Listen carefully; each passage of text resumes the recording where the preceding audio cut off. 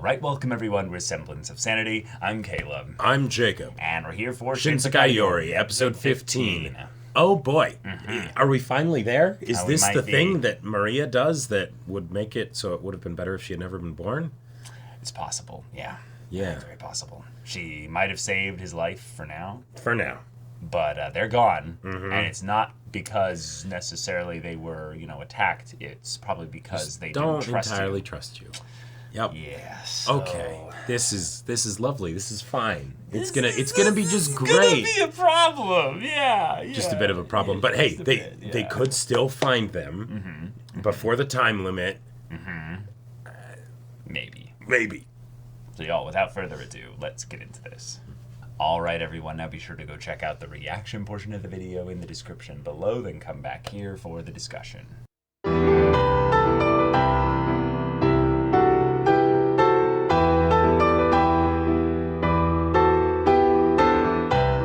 Alright, we got ourselves some developments with the monster rats. We see Squira again. We are resident, able to understand monster rat. And they've advanced.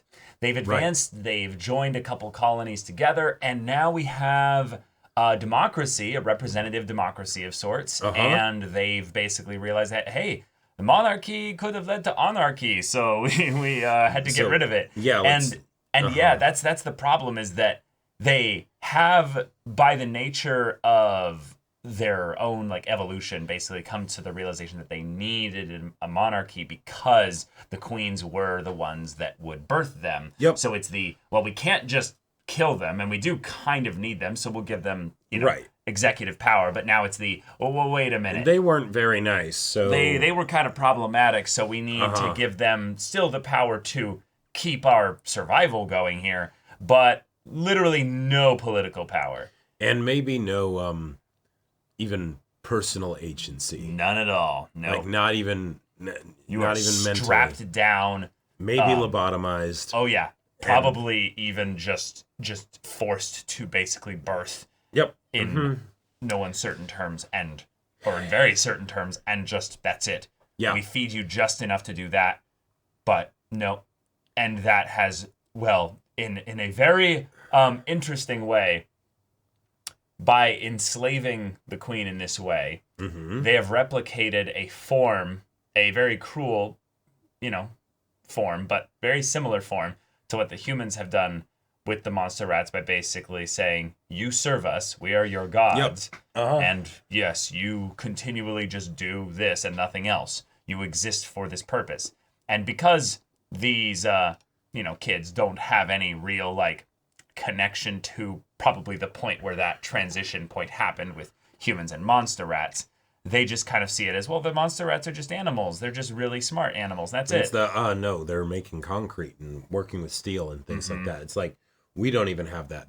It's just a civilization at this point. It's already been a civilization for a while, but they're becoming an advanced civilization. Right. And now it's the question of, wait, these concepts and ideas that they're bringing up, and where did that come from? Well, yes, that, and the idea that they might have a false Minashiro, it's like, yep, that totally makes sense. Now, granted, the things that we saw with the queens, theoretically, you could say, okay, they were doing a lot more of stuff of this type, even if it wasn't this specifically beforehand. Slavery was a common part of their way of life, and and all sorts. They would enslave other colonies, basically. Yeah, exactly. So not as strong as them. Yeah. Right. The thing that's scary about it is not the barbaric nature of it, but it's the barbaric nature in contrast with how sophisticated everything is becoming. Exactly. And that's where things can get really scary. So because while we have a very clear distinction between where the humans stand and the monster rats stand, it wouldn't take much at this point for the monster rats to realize, wait, what if we overthrew the gods? If we overthrew the gods? Yeah. The Titans get overthrown by their children, basically. This is very much the breeding ground for that. And while, Satoru kind of reminds them, hey, we could... I mean, it'd be easy for us to just wipe this whole place out. Easy. All it would take is a very coordinated, specific effort with a lot of colonies that unified. And see, that's the thing. You can very easily tell there's hey, if we unify, we bring everyone into Ape together strong. Yeah. And that's very much the, hey, you know, look what we can do if we bring the gods to your colony. Right. You know, isn't that terrifying? The thing that, well, yes. We need to unify. Like, he could be literally colluding with this guy here right now to be like, you should join us. Yep. Because either we destroy you with the gods, or eventually the gods just destroy you because, you know. But if you join us, then you could potentially be friends with the gods and all sorts of stuff. But get all those benefits until we end up, you know. Right. The thing that probably, I don't know, it didn't scare me the most, but the oh shit, that has implications is when they were like, no, take us to see the queens. And then the one monster rat, like, around the corner, like, sort of leans out with, like, a spear. And he's just like, no. Like, the fact that they're always watching for weakness, yeah. Exactly. Like there's if it was just something point where there's any hint of weakness, they're like, yep, take it, kill them now. Squira being as in a position of power within this civilization, you know, if the talks start, you know, of like, oh hey, let's overthrow the gods. He's smart. I wouldn't be surprised by that, right? Yeah, exactly. But to see a random monster rat be like, are we gonna do this? You know, that shows that it's gotten to the point where it's not just do they bring up the topic of conversation, it's it's been a topic of conversation for a while now. We are being oppressed literally by the gods. And we have no problem potentially doing the same thing we did to the queens to them. The only question is should we, is it the right time, all of that stuff. Yeah, it's the thing of where they can't understand our language. All it would take for us to be a real like problem for them is if we basically revealed ourselves to be a threat to them. So we maintain this image of the gods and stuff, and that's cool. But what motivates a civilization like this that's not necessarily under any direct threat from any civilization, what have you, to basically advance militarily so much? It's the no. Our children and our children's children will eventually take up this, you know, this mission, and we are not there yet. But we will always be watching. We will always be ready for that moment because they seem to have their own self-destructive tendencies as well. So there's a possibility that all it would take is for them to infight and then it would be over. So for now, we wait. We get stronger and we bide our time. But there is an element of where it's the, hey, they were yelling and screaming around our queen thing there. Do I need to, like, help you, like, in any way? And it's not a, I'm going to kill the gods. It's no, I've got this. I'm the leader. You know, there's no issues here. It's okay. You know. But wow, yeah. I loved that Satoru and Saki did not come to the same conclusion because we leapt immediately to what Satoru was thinking about. This is very similar to humans. Yeah. Yes, and the idea that she's like, well, you know, from the kind of the animal perspective, it's their ethics are different. This is all like something that we shouldn't be imprinting onto them. And it's that makes a lot of sense. That makes a lot of sense, yeah. That's a good thing to remember, you know. But like let's be real. What's the most obvious? They're basically human. Like there's no real like comparison we could make to any animal life, at least on our Earth, that is even remotely as intelligent as the monster rats. The monster rats are extremely sentient and intelligent. And what you can tell from the developments technologically that they've had with like concrete and the armor and the look of the armor and everything, that they are directly ripping this from human history. Oh, directly. Like now, granted, maybe Saki and Satoru don't quite recognize that as easily, you know? Like I'm guessing they do. They knew what concrete was. No. That's what Satoru brought. No, they did. Satoru literally said, they're bringing this from the old materialistic society of humans. Right. And he's like, so they must have had like something like a false Minashiro. Yeah. And it's no, they don't have to have had that. Like, I don't feel like that's that's too narrow-minded of a perspective to basically say that, well, all information comes from a false Minashiro. I mean, after the thousands of years, I understand why they would think that, you know? But even then, no. They said books. Like, no, right. All it would take is for the monster rats in the kind of the not the colony, the villages and stuff, just to steal a book. Oh, sure. Like, okay, just to be like, yes, God, and then swipe something, grab something. I thought you were saying like books surviving. I'm like, well, maybe if they were properly treated. Well, no, but that's the thing. They're being taught orally by the adults and stuff there, but they have actual like things and stuff. Yeah, like that's a good some point. kind of curriculum. Probably, and all, yeah. like it's not just the thing of where the kids are in a society where there's no concrete and don't know about concrete, but they only learned about concrete because of a false Minashiro. No, they know what it is. Right. They immediately still identify being it, very saw it. effectively educated. Yeah. Right, they're being educated, exactly. So all it would take is just a little bit of that. No. We pretend to be subservient to you gods, but Right. we've been stealing things. We've been having little moments and stuff like that. And I'll bet there's a total possibility that the humans are like, that's okay. Like we kind of know about what's going on. Sure. The monster rats are gonna, learn from us. That's fine.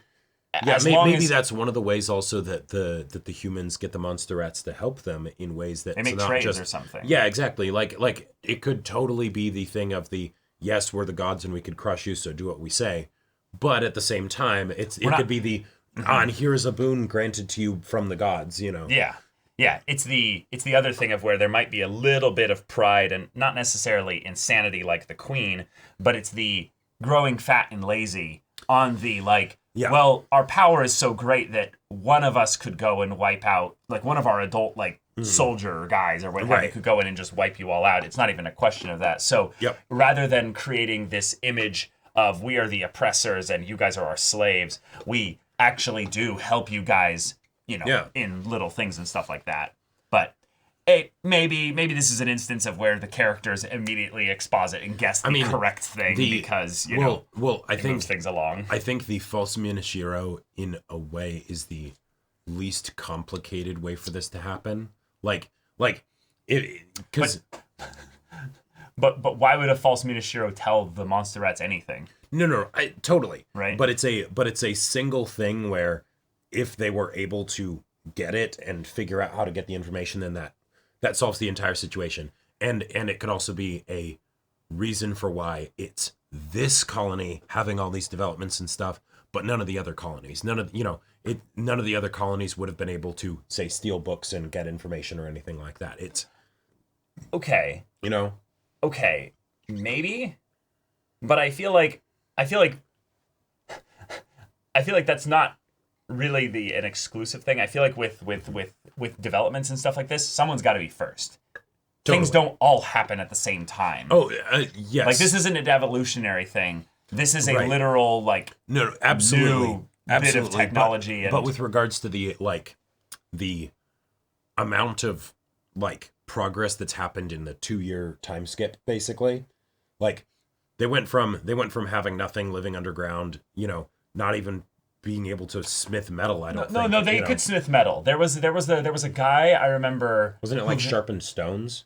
Well, no. They very clearly had a guy who had hardcore armor and everything like that. Yes, that's right. Yeah, that's right. And nothing other than their blades really is and even then their blades are not necessarily steel. Yeah, no, their blades are most of the time it would be just sharpened bamboo things and stuff. Yeah, they don't have steel necessarily. Armor. No, but this armor was on the guy. Remember the big guy? Yeah, the one that looked like he was white and he kind of looked almost like a wolf or a fox, but also a rat. Yeah, he had the exact same stuff. If anything, it's more that they're mass producing it now. They just have a factory, probably because of how many colonies have merged, to where it's our number is 18,000. We're able to work. We'll have workers focused on things that are not survival based, but are progression based. Yep. Yeah. So it's more is the thing of this is what militarization looks like, and a change in government. Right. Not necessarily a change in getting super knowledge or what have you. In my opinion, they could have a false Minashiro.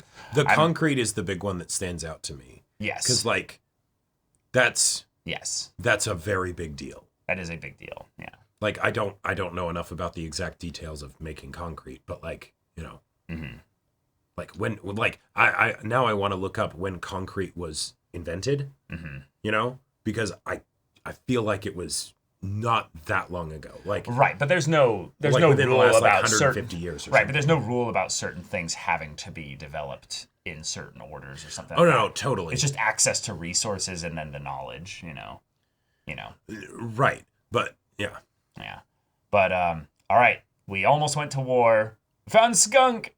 Yeah. Good to see Skunk again. And he has a letter. Uh-huh. And they specifically left in such a way that Skunk would either not know or would not tell them where they went. Yep. And both of those are really chilling because it's the you will never see us again. Right. That was the question this whole episode. Do you think we'll find them? Yeah, we absolutely will find them. It's the only way we're going to save them. Mm-hmm. Well, maybe not. Shit. If the half a world away thing at the very end of the episode is like literal and it's, you know, not literally like the other side of the planet necessarily, but like they figured out how to cross the ocean and leave Japan. Meaning they'll never find them. Right. Like that. Yeah, that would be the ultimate just, nope, we don't exist anymore. Yeah.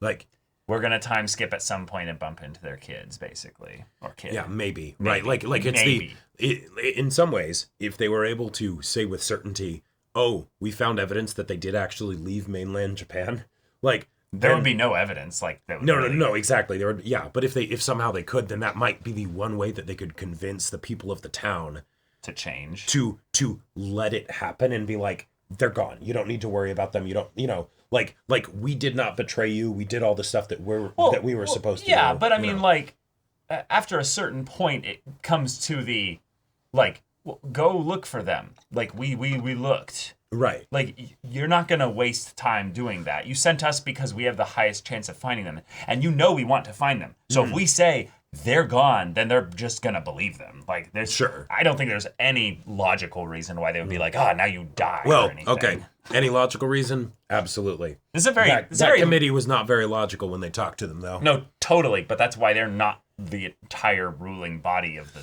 Yes. Call it the right. Oh, yeah. Group, I absolutely believe that Satoru's grandma would be like, I totally believe you. Yep. And I agree that that's enough. It'd be easy for them to check also if they're lying just by like, okay, now say this, you know, hypnosis, all that stuff, you know. Sure. Yeah. Yeah. But okay. All right, yeah. Yo, thank you so much for watching this episode's reaction and discussion. If you want to see the next episode's reaction and discussion right now, though, go check out the link in the description below for our Patreon. You can get an early access there. You can watch full-length timer reactions there, and all this comes with Discord access, so you can chat with us in the community there about this show, about anime in general, and also be sure to check out our Twitch channel. We stream every weekday. The info's in the description. Yeah, so if any of that interests you, we'll see you there. But until then, we're Semblance of Sanity. I'm Caleb. I'm Jacob. And we'll see you all next time.